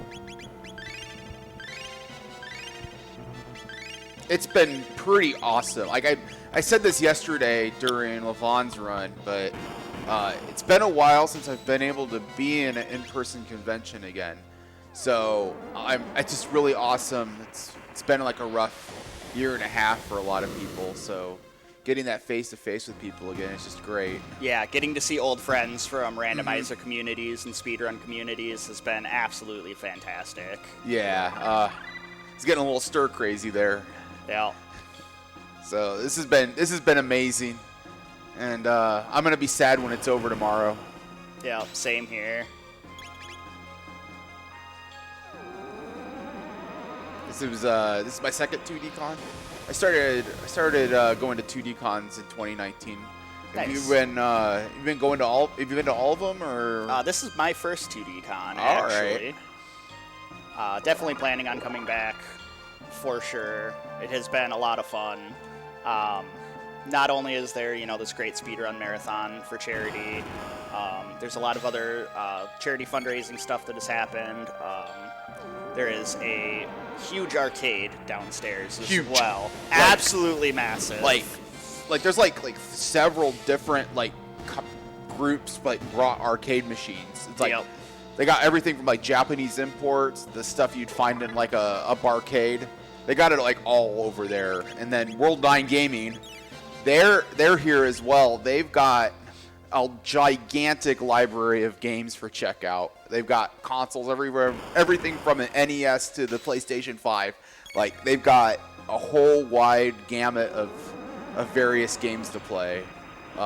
Consoles. They got 2 rows of just PCs that anybody can use. There's a lot of stuff there in that exhibit hall. Like if you're like in Minnesota or a surrounding state, I would highly recommend coming out here for the weekend. I think it's well worth it. I have no regrets. I'm just from Des Moines, so it's like a 3.5-hour drive. Well worth the investment. Oh yeah, absolutely. Yeah. And the price is right too. So yeah. All right, so we have finished our grind. I could have gone for a couple more for a little bit more speed tabs, but we'll be fine. There's a couple more fights that have mages in them anyway coming up, so. Aikuhish, tell Janus that I might want to be there next year with him, and we could race this game somehow. Oh, Yeah. if we could figure out the logistics for it, it'd be amazing. It'd be a little bit hard to do, unfortunately, with the way a lot of these rooms are set up. But the other cool thing is we could figure out some way to do like a cool co-op type thing. That's always like super possible. Like the Wind Waker showcase earlier, like them co-oping together is a fantastic way to be able to do randomizers in person with 2 people. But yeah, that'd be a lot of fun. Absolutely. That's awesome. Yeah. Yeah. Is co-oping this like a common thing that people do, like for racing? Like co-op races a big thing, or? Not yet. We're still somewhat of a small community, Okay. unfortunately. If we had more people, that would be a really fun way to race this game, though, for sure. Yeah, and just like to clarify to people who might not know, because you can do like an info share co-op is Yeah. where you have a party of 2. You're sharing information. Normally you play these blind, so Yeah. to speak, where you don't have any knowledge of what the contents of the seed is, and you play it that way. But with a co-op, you got somebody else. You're sharing info, so you might scout one dungeon, while somebody else might scout someplace else. Yeah. And then that way, if that location doesn't have anything useful, you can just tell your partner, hey, don't go there. It's all trash. Don't worry about it. So you can really like, it's actually, I've done co-ops before for other randomizers. It's a really fun way to like basically be able to like socialize with somebody else and have a good time. Yeah. Yep, yeah, I've done co-ops for Link to the Past Randomizer, the SMZ3 Randomizer. It's a lot of fun. And yeah, it's a different strategy skill set, which is always interesting too. Yeah, you have to have like great communication skills. You gotta keep your partner in the loop of what's going on, what you're doing, so you're not like doing the same set of checks. Yeah. Yeah, you're not like overlapping work unless you have to.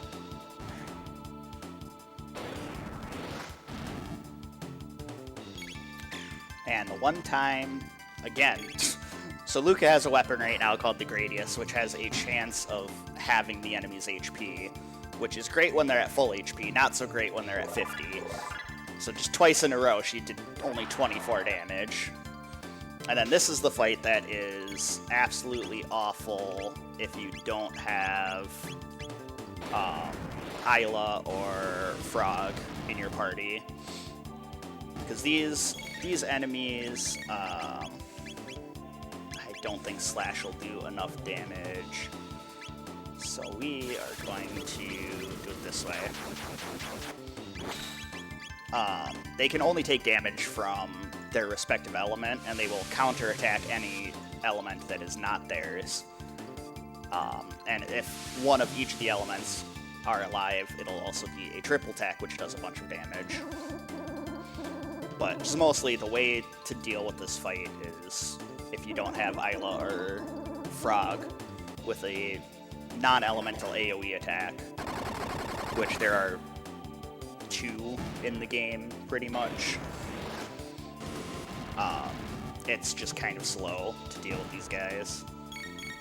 Now that we have it down to 1 element, though, now we can use that element to deal with the last 2. It's not so much danger, it's slow, or Yeah, it's just very slow.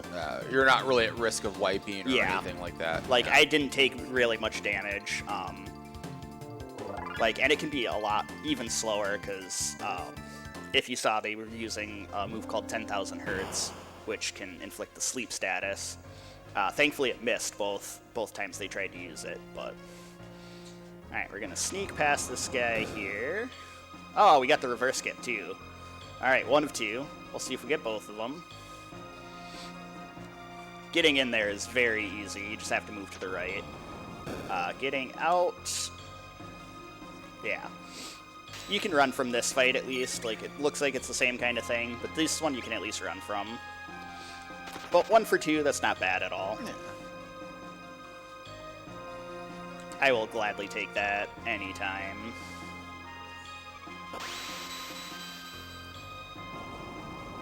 Alright, we are going to be going to the last randomized boss of the run. And not only that, this boss is normally that golem we saw earlier. Normally you fight 2 of them here. This spot is known as the Golem Twins. So instead, we will have 2 copies of a random boss. That's a little unfortunate that the Tavern Seed is there.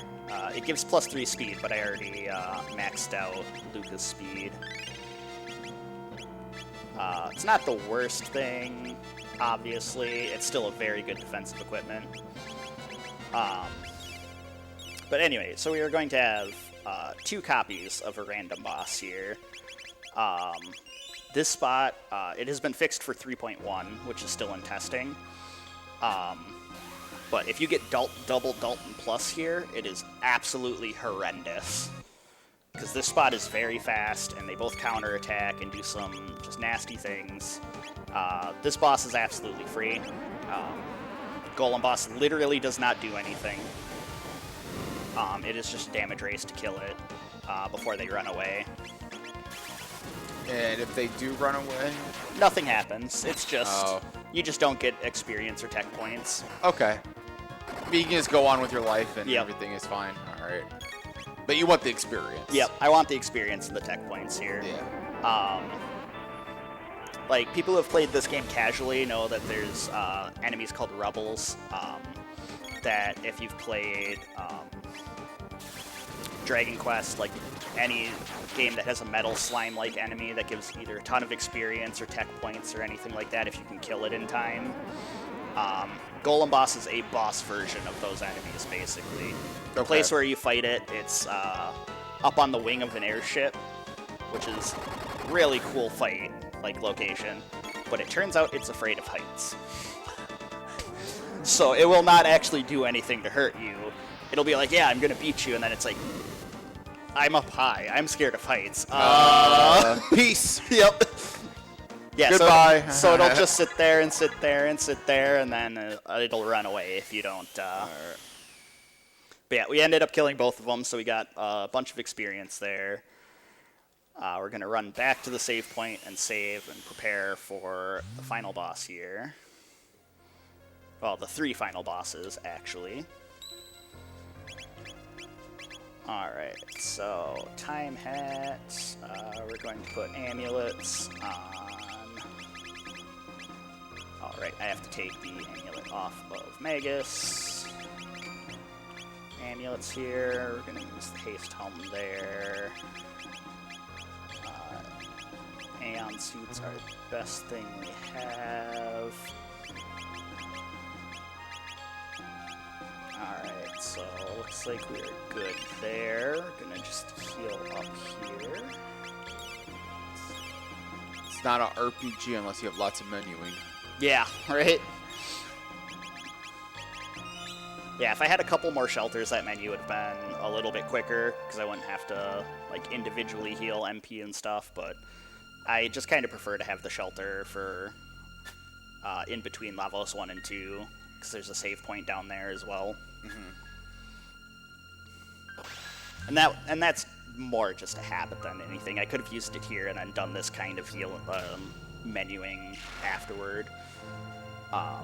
It more just saves the shelter if I need to use ethers and stuff in the middle of this battle. That way I kind of know more what resources I have during the battle and everything, and don't have to worry about having enough afterward. Alright, so we have Lavos, the Lavos shell, so Lavos phase 1 here. Yeah, this is the actual final boss. Yep. Or this is the final boss then? Yep, this is the final boss Excellent. gauntlet here. Yep. And this is all not randomized. Correct. These So, yeah, the only thing that is randomized about this is the obstacle ability. Okay. Instead of always casting, inflicting the confuse status, like I said before, it'll be a random status effect. But otherwise, the script is the same. It'll do destruction rains from the heavens, and then obstacle, and then it'll do a non-elemental AoE, magical AoE, and then it will repeat that process. It just goes through those 3 attacks over and over and over again. Which is why if the obstacle inflicts like triple stop or something, it can be absolutely dangerous. Because you won't wake up and it'll get a huge amount of damage on you and likely kill you. Like, what's the danger level right now? Like, let's say, like, just bad RNG or anything like that, like, of wiping. So at this for point? the Lavos shell, there's probably 0 danger. I might actually kill it here. Oh no, got its obstacle off. Alright. But there was a chance, like, with how fast my characters are, I could have killed it beforehand. Okay. Alright, so Robo didn't have an amulet. It inflicted slow. I can tell by the flashing white outline there. That is one of the ones that is more of an awful one to get. Triple sleep and triple stop are probably the worst. Alright, there's phase 1 done. But now that I know it's slow, I can actually put on one of those time hats that I found earlier and not have to use an accessory slot for a Robo, which means I get to continue to use his Robo's ribbon, which just gives a massive damage boost and has that magic barrier. So we'll put a time hat on. It's a little bit worse physically, but, you know, it is not going to matter nearly as much as the status protection. Alright, now we have Lavos Form 2.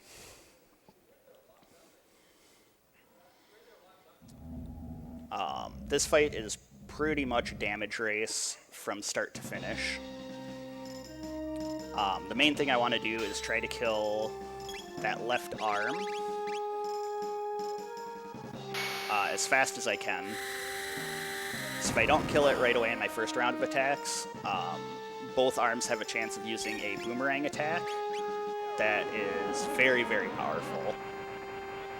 It'll do about 400 to 500 damage, which, unless I'm at full health, will kill a party member. With our speed, it shouldn't be any of an issue here, and with the amount of damage we're going to put out, this should kill the arm right here. And now what the other arm does here, it decided to use a boomerang attack, which is a little awkward, but that could have been a lot worse. It has a move that can actually strip status immunity to make me vulnerable to statuses again. It can also heal the main body, which is not a problem because I can't do damage to the main body until the arms are dead anyway. So you're healing something that's already full. Yeah, pretty much. Yeah. Like I did scratch damage with that flare earlier. And like the other two were using single target attacks anyway. And that's just because those are the most powerful attacks they have anyway.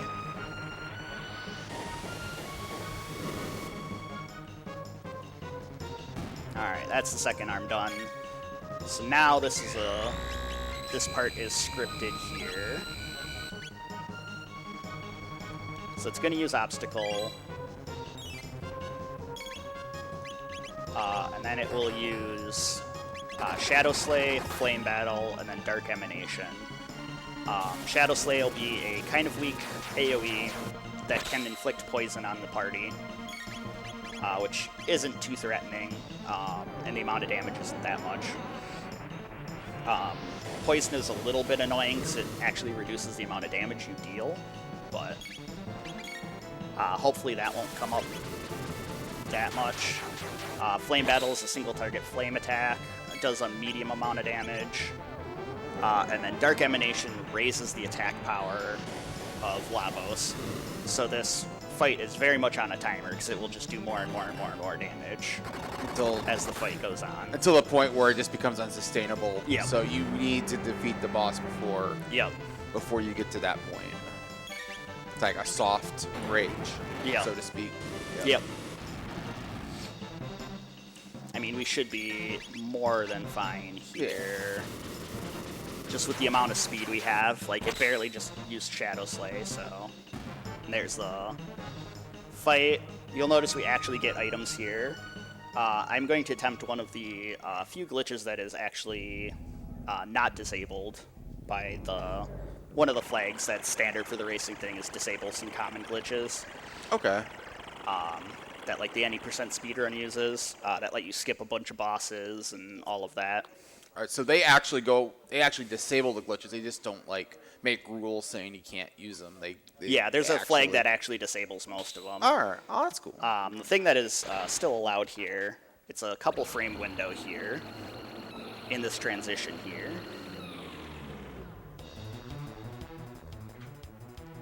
All right, so I am in the menu when I am not supposed to be. So this lets me just heal up. I can change things around if I want to, which I actually want to. I'm not likely to need status protection for Phase 3 here. It is going to, again, be kind of a damage race. So we are going to go Silver Stud, Gold Stud, Mega Blast. Doesn't really matter. Would have been nice if Robo or Chrono got a better weapon drop there, but... Alright, Gold Stud, Robo Ribbon, Silver Stud. We'll actually just keep the Time Hats on because Phase 3 has the possibility that it will do an ability that can inflict my party with completely random statuses.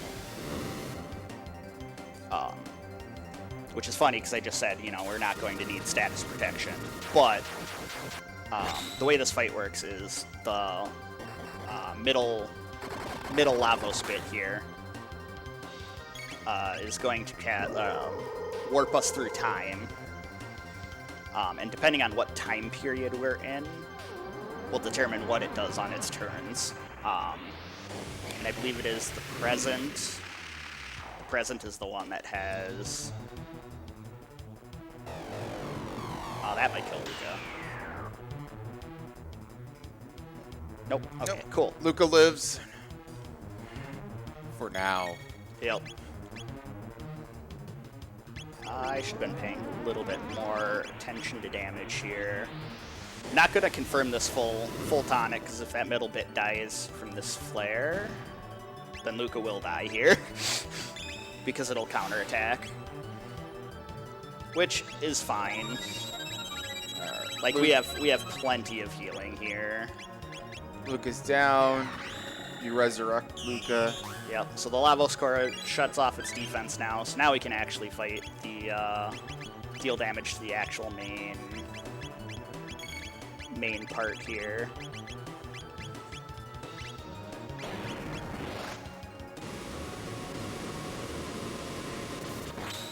That's actually kind of a cool animation. Yeah, a lot of the dual and triple attacks have some really cool animations. It would just be a lot better if they were kind of more usable, honestly. There's a lot of cases where taking up 2 turns or 3 turns, you just don't do as much damage, or it's just more risky. And it's really unfortunate, because there are a lot of very, very cool dual and triple techs in this game. Alright, so our damage race is, I believe it is about 30k. Might have been reduced to 20k here. I actually forget for sure. So it is going to revive the bit here, the middle bit. Its defense is still down for a while. So we're going to still focus our damage over there. Luca can now actually use Flare again, now that they won't counterattack.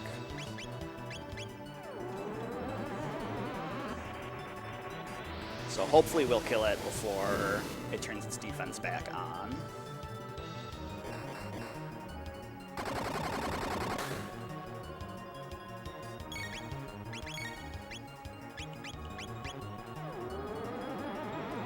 But yeah, you can also just see how many more turns I am getting than any of the enemies here, with both haste and just the amount of speed tabs that dropped during my grind.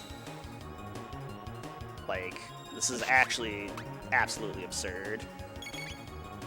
It's like, I'm going to go ahead and do like 10 circles around you before you even know what's going on. Yep, pretty much.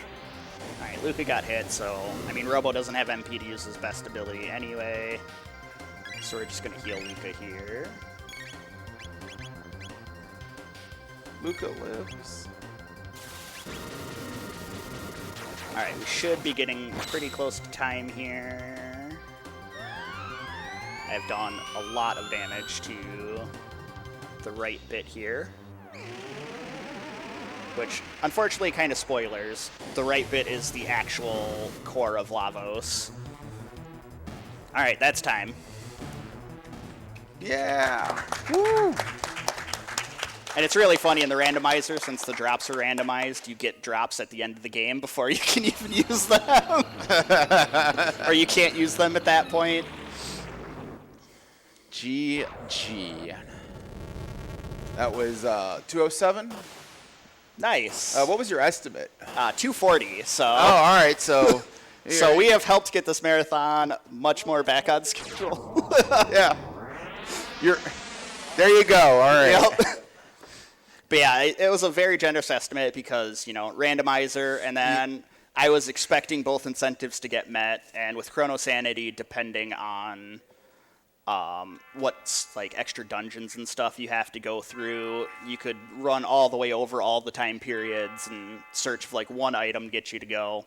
We could have easily been a 240. Yeah. Yeah. Yeah, there was plenty of practice seeds with both incentives on that were around the 230 mark, so... we got a really early go mode, and then the grind and final fight went really smooth. The other reason for the generous estimate was Lavos can just decide that you die. and there's not much you can do about it because of status effects or like random turn order things. He's got to just start up, try again. Yep, yeah, pretty much. So yeah, this is just one of the ending credit sequences. Just shout-outs to the Jets of Time community. They've been fantastic. It's been a lot of fun learning all the skips and learning how to run this game and all of that. We had one tournament for 2.0. We're planning a tournament for Speed Gaming Live, which will be really cool. I think we're going to try to use 3.1 for that if it's fully tested and out, but I'm unsure. For sure it'll be on 3.0. There are a bunch of other like really cool flags that kind of change how the game's played. Like there's one that starts you in the reverse of the present times. It starts you in the future and the far past, and then you have to get to one of the go modes, which is a really cool alternate mode. And then one of the new flags with 3.0 is duplicate characters, so you can have multiples of the same character in your party, which is really cool.